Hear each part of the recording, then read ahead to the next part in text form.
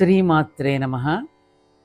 అమ్మవారి యొక్క 107వ నామం తటిల్లతా సమరుచ్యై నమః.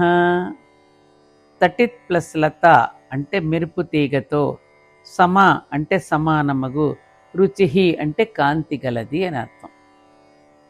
మాకు చిన్నప్పుడు క్లాసులో చూపించేవారు ప్రయోగశాలలో.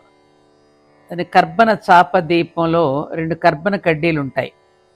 వాటి మధ్య విద్యుత్ శక్మాన్ని కలుగజేస్తే వాటి కొనల మధ్య చాపంలాగా, అదే ఎలక్ట్రికల్ పొటెన్షియల్ అంటారు, తెల్లగా మిరుమిట్లు గొలిపే కాంతి దీపం ఏర్పడుతుంది. అలాగే వెన్నెముకలో ఉండే ఇడా పింగళ నాడుల మధ్య సహస్రారం దగ్గర నుండి మూలాధారం దాకా ఉండే సుషుమ్నా నాడి కూడా సరిగ్గా ఇలాగే 2 కర్బన కడ్డీల మధ్య ఏర్పడే చాపదీపంలాగానే అత్యంత కాంతివంతంగా ఈ సాధన ప్రక్రియలో మిరుముట్లు గొలుపుతూ ప్రకాశిస్తుంది. దీన్ని నల్లని 2 మేఘాల మధ్య జరిగే విద్యుత్ కాంతి ఏ విధంగా అయితే వస్తుందో అలా వెలువడే మెరుపు తీగ, మనం అంటాం చూడు లైటనింగ్ థండర్ అంటాం, అలా కూడా పోల్చి మనకి మంత్రపుష్పంలో కూడా చెప్తారు ఇలాగే.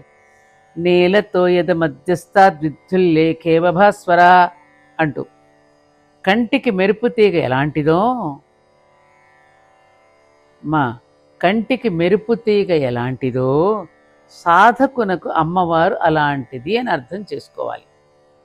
ఒకసారి మనకు కూడా మేఘాలు 2 రాచుకున్నప్పుడు ఆ మెరుపు తీగలు వస్తూ ఉంటాయి చూడు, కళ్ళు ఇట్లా మిరుమిట్లు గొలుపుతాయి మనకి.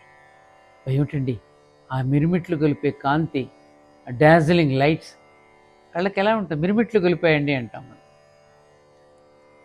అలాంటి కాంతి, ఆ మెరుపు తీగతో సమానమైనటువంటి కాంతి కలిగినది అని నామానికి అర్థం. అమ్మవారి యొక్క ఆలయంలో ప్రవేశించినప్పుడు అర్ధమండపంలో నిలబడి ముందుగా గంట మ్రోగించి అమ్మకు నమస్కరిస్తాం. అలాగే అమ్మవారి యొక్క నామాలలో ప్రవేశించే ముందు గంట మ్రోగించండి.